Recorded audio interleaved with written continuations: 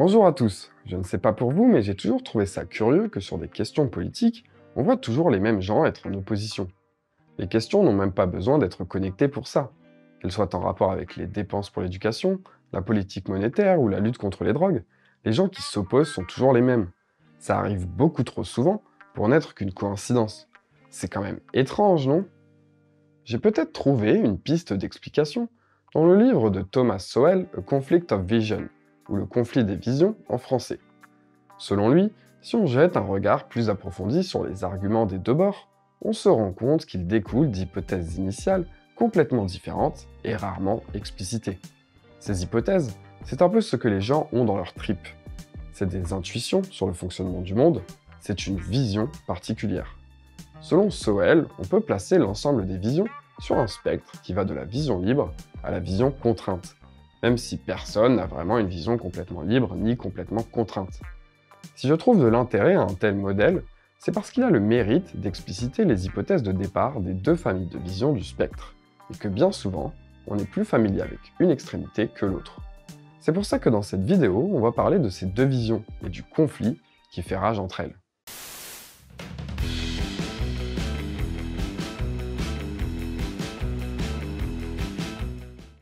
Nous avons tous une vision de comment fonctionne le monde. Si la science peut nous aider à déterminer quelle vision est plus vraie, elle le fait beaucoup plus facilement dans le cadre des sciences naturelles que dans le cadre des sciences humaines. C'est pour cette raison que la vision libre et la vision contrainte, qui ont commencé à apparaître pendant le siècle des Lumières, peuvent exister et se propager en même temps. La première différence entre ces deux visions est la plus importante. Elle concerne la nature humaine et le rôle des institutions. Dans la vision libre, les capacités humaines sont infinies, ou tout du moins, comme le disait le marquis de Condorcet, les limites des capacités humaines, en particulier de ses capacités intellectuelles et morales, nous sont inconnues. Ainsi, l'homme pourrait toujours agir intentionnellement pour le bien commun. C'est ce que défend William Godwin, représentant le plus typique de la vision libre pendant les Lumières, et considéré par beaucoup comme le premier philosophe de l'anarchisme. Dans sa vision, les actions humaines sont séparées entre les actions malfaisantes et bénéfiques d'un côté, et les actions intentionnelles ou non intentionnelles de l'autre. On peut résumer tout ça dans un tableau. Les actions intentionnelles bénéfiques sont considérées comme vertueuses, les actions intentionnelles malfaisantes comme vicieuses, et les actions non intentionnelles malfaisantes comme de la négligence. Le rôle de la société est alors d'encourager les actions vertueuses et de décourager toutes les actions malfaisantes. Dans sa vision de la nature humaine, il est possible de planifier des résultats vertueux à l'échelle de la société, et si les actions vertueuses ne sont pas aussi communes à l'heure actuelle que les actions malfaisantes, c'est parce que ce serait la faute des institutions. Selon lui, Rousseau, qui avait aussi une vision libre, était le premier à enseigner que les imperfections du gouvernement sont les seules sources ininterrompues des vices de l'humanité. Je vis partout le développement de son grand principe que la nature a fait l'homme heureux et bon, et que la société le déprave et le rend misérable. L'homme est naturellement bon, et sa corruption provient des institutions qui l'encouragent à suivre son propre intérêt plutôt que l'intérêt collectif. Le philosophe moral et économiste Adam Smith est le représentant le plus typique de la vision contrainte pendant les Lumières. Plus connu que son contemporain, il n'a pas du tout la même vision que Godwin sur la nature humaine. Pour lui, les capacités de l'homme, qu'elles soient morales ou intellectuelles, sont limitées. Dans la théorie des sentiments moraux, Adam Smith prend l'exemple abstrait d'un séisme qui toucherait la Chine et tuerait des millions de personnes. En apprenant la nouvelle, un Européen pourrait sans trop de difficulté ressentir de la peine et de la tristesse, mais elle ne serait jamais aussi forte ou ne l'empêcherait pas de dormir la nuit autant que s'il venait de perdre son propre petit doigt. La nature, semble-t-il, lorsqu'elle nous a chargés de nos propres chagrins, pensait qu'ils étaient suffisants. Elle ne nous a donc pas ordonné de prendre plus de part dans ceux des autres que ce qui était nécessaire pour nous inciter à les soulager. C'est une limitation morale de l'homme. Dans cette vision, il faut alors penser la société par rapport à ses limitations, par rapport à ses contraintes, comme le disait Edmund Burke. Nous ne pouvons pas changer la nature des choses ou de l'homme. Nous devons les accepter et agir du mieux que l'on puisse, en connaissance de cause. Les institutions et les conventions sont alors vues comme un moyen de faire en sorte que l'homme, dans ses limitations, travaille au bien commun. L'estime de soi, l'honneur ou la noblesse d'âme font partie de ces conventions artificielles capables de faire aux hommes des actions d'intérêt collectif en dépit de leurs éventuels sacrifices personnels. Pour les institutions, c'est pareil. Elles doivent prendre en compte les limitations de l'homme pour chercher un quelconque bien commun. Ça ne veut pas dire que les institutions sont des solutions parfaites, comme l'a remarqué Alexander Hamilton dans les papiers fédéralistes au XVIIIe siècle. C'est le lot de toutes les institutions humaines, même de celles les plus abouties, d'avoir des défauts aussi bien que des qualités, de mauvaises propensions aussi bien que de bonnes. Cela résulte de l'imperfection de l'instituteur, l'homme. Ainsi, si on reprend le tableau de tout à l'heure, ce qui intéressait William Godwin et la vision libre en général, c'est l'intention. Il faut que l'homme fasse preuve de bonnes intentions pour que l'état de la société s'améliore. Les concepts de sincérité, d'engagement et de dévouement sont centraux dans la vision libre, et les politiques dans cette vision s'expriment en fonction des résultats désirés, liberté, égalité, fraternité, arrêter l'exploitation de l'homme par l'homme, ou au nom de la justice sociale par exemple. William Godwin a écrit en 1793 dans les enquêtes concernant la justice politique et son influence sur la morale et les manières modernes, « Les hommes sont capables, sans aucun doute, de préférer un intérêt inférieur qui leur est propre à l'intérêt supérieur des autres. Mais cette préférence résulte d'un concours de circonstances et n'est pas la loi nécessaire et invariable de notre nature. L'homme ne fait pas intentionnellement de mauvaises actions, sauf s'il est contraint par un concours de circonstances. Il faut alors des institutions capables d'éliminer ces concours de circonstances de façon à diminuer les actions vicieuses de la société. » Dans la vision contrainte, c'est la case vide du tableau, les actions non intentionnelles bénéfiques, qui est la plus intéressante. Car si cette vision ne doute pas des capacités de l'homme d'avoir les meilleures intentions du monde, elle doute en revanche de ses capacités de planification. C'est ce que la doctrine du laisser-faire d'Adam Smith assume implicitement, c'est-à-dire qu'il n'y a pas forcément de correspondance entre les intentions et les effets. Les bénéfices du capitalisme sont indépendants des intentions des capitalistes. Chaque individu est conduit par une main invisible à remplir une fin qui n'entre nullement dans ses intentions. Il faut alors des institutions à même d'encourager les actions bénéfiques non intentionnelles pour la société. Là où la vision libre parle directement des effets désirés, par exemple de l'égalité pour tous, la vision contrainte parle de processus sociaux, comme le marché ou l'état de droit. Un processus social, c'est un ensemble de règles conçues délibérément ou non, qui codifient les interactions humaines. Les langues, par exemple, sont des processus sociaux de communication.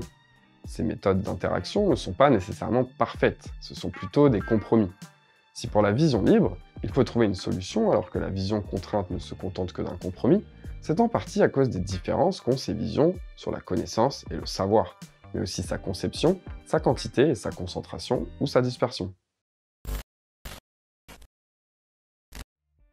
Dans la vision contrainte, le savoir d'un individu pris à l'écart est toujours inadéquat pour décider de mesures sociales pour tous. Il est même souvent inadéquat pour prendre les meilleures décisions pour lui-même. Le savoir est vu principalement comme de l'expérience qui peut être acquise, mais qui est souvent transmise socialement sans articulation ou théorie précise. Par exemple, les prix dans une économie de marché, je connais une vidéo là-dessus si ça vous intéresse. Mais aussi les traditions qui sont des formes de savoir et d'expérience du passé transmises à la génération contemporaine. Hayek exprime très bien cette vision de la connaissance dans son livre The Constitution of Liberty. La croissance de la connaissance et la croissance de la civilisation sont identiques seulement si nous interprétons la connaissance pour inclure toutes les adaptations humaines à l'environnement dans lequel l'expérience passée a été incorporée. Dans ce sens, toutes les connaissances ne font pas partie de notre intellect, et notre intellect n'est pas l'ensemble de nos connaissances. Nos habitudes, nos compétences, nos attitudes émotionnelles, nos outils et nos institutions sont en ce sens des adaptations à des expériences passées qui ont été sélectionnées par l'élimination sélective des conduites moins appropriées. Ces expériences passées sont autant un fondement indispensable pour la réussite d'une action que nos connaissances articulées. Dans la vision contrainte, le savoir est l'expérience sociale du grand nombre incarnée par nos comportements, sentiments et habitudes, plutôt que la raison articulée d'un petit nombre de savants brillants. Le savoir est vu bien différemment par William Godwin. Toujours dans ses enquêtes sur la justice politique, il a écrit « Rien ne doit être soutenu parce que c'est ancien, parce que nous avons été habitués à le considérer comme sacré, ou parce qu'il a été inhabituel de remettre sa validité en cause. » Autrement dit, les traditions, si elles ne sont pas articulées sur la raison, ne constituent en rien des savoirs. Dans la vision libre, le savoir est accessible uniquement par la raison et l'intellect. D'après Godwin, la raison est l'instrument le plus important et est suffisante pour réguler les actions humaines. La meilleure façon de conduire des activités sociales dépend alors des connaissances spécifiques d'un petit nombre qui doivent les utiliser à bon escient pour mener les actions de tous. Pour propager une vision juste de la société à tous ses membres, il faut alors des guides et des instructeurs car ils concentrent la plus grosse part des savoirs et sont à même d'instruire et de guider la société. Une véritable amélioration intellectuelle exige que l'esprit soit, aussi rapidement que possible, élevé à la hauteur des connaissances déjà existantes parmi les membres éclairés de la communauté, et parte de là à la poursuite de nouvelles acquisitions. Il faut éduquer et instruire l'ensemble de la société pour que les savoirs du petit nombre deviennent un savoir commun et construisent par la suite une société basée sur la raison. Les deux visions s'opposent également sur le pouvoir de la rationalité. Le pouvoir d'une rationalité spécifiquement articulée est au cœur de la vision libre. Le pouvoir des processus sociaux non articulés, de mobiliser et de coordonner les connaissances, est au cœur de la vision contrainte. Dans la vision libre, agir sans raisonnement articulé, c'est agir avec préjudice. Pour toute forme d'action sociale, il faut toujours avoir de bonnes intentions, bien les expliciter et n'utiliser que sa raison. Dans cette vision rationaliste, les esprits les plus éclairés aux bonnes intentions occupent une place importante. Voltaire a déclaré que les philosophes n'ayant pas d'intérêt particulier à défendre ne peuvent que parler en faveur de la raison et de l'intérêt public. Condorcet parle lui de philosophes vraiment éclairés, étrangers à l'ambition. Alors que Rousseau a écrit dans le Contrat social, en un mot, c'est l'ordre le meilleur et le plus naturel que les plus sages gouvernent la multitude, quand on est sûr qu'ils la gouverneront pour son profit et non pour le leur. Il ne faut point multiplier en vain les ressorts, ni faire avec 20 000 hommes ce que 100 hommes choisis peuvent faire encore mieux. Dans la vision libre, les gens intellectuellement et moralement brillants ont alors un rôle spécial. C'est un thème central de cette vision. Dans la vision contrainte, les intellectuels n'ont pas ce rôle privilégié, car comme le note Friedrich Hayek, par rapport à la totalité des connaissances qui sont continuellement utilisées dans l'évolution d'une civilisation dynamique, la différence entre les savoirs que les plus sages et les plus ignorants peuvent délibérément employer est relativement insignifiante. Ce qui intéresse la vision libre, c'est les méthodes d'interaction ou de coordination des savoirs, c'est-à-dire les processus sociaux, en particulier ceux qui permettent l'évolution et le changement, car leur rationalité est systémique. Le marché est un de ces processus sociaux dont le rôle est d'organiser l'allocation des ressources. J'ai une vidéo à ce sujet si ça vous intéresse. Le marché évolue en fonction de l'environnement, des capacités de production et de distribution, tout en conservant une rationalité systémique via la signalétique des prix. La méthode scientifique est aussi un autre processus social, celui de l'accès à la connaissance, dont la rationalité est systémique. Les chercheurs en sciences naturelles peuvent avoir tous les biais qu'ils veulent et être mal intentionnés. La méthode scientifique permettra quand même à terme de discréditer les mauvaises théories des bonnes et donc d'accéder à des savoirs. L'important, c'est les règles du jeu qui doivent être justes et bonnes plutôt que le résultat. La vision contrainte accorde peu de confiance aux processus sociaux délibérément conçus, car elle ne croit pas qu'un ensemble gérable de décideurs puisse faire face efficacement aux énormes complexités de la conception d'un plan totalisant pour un système économique, juridique, moral ou politique. La vision contrainte s'appuie plutôt sur des processus sociaux historiquement évolués et les évalue en fonction de leurs caractéristiques systémiques, leurs incitations et leurs modes d'interaction, plutôt que leurs objectifs ou leurs intentions. Ça ne veut pas dire pour autant que la vision contrainte a une vision statique des processus sociaux, ou qu'elle serait pour le statu quo. Au contraire, son principe fondamental est l'évolution incrémentale. Par exemple, pour Hayek, les traditions ne sont pas quelque chose de constant, mais le produit d'un processus de sélection qui n'est pas guidé par la raison, mais par le succès. Le marquis de Condorcet, qui a une vision libre, se montre lui beaucoup plus méfiant à l'égard des traditions. Tout ce qui porte l'empreinte du temps doit inspirer la méfiance plus que le respect. William Godwin, comme on l'a vu précédemment, rejetait lui aussi la notion de tradition, et pensait que la raison était suffisante pour concevoir les solutions aux problèmes sociaux.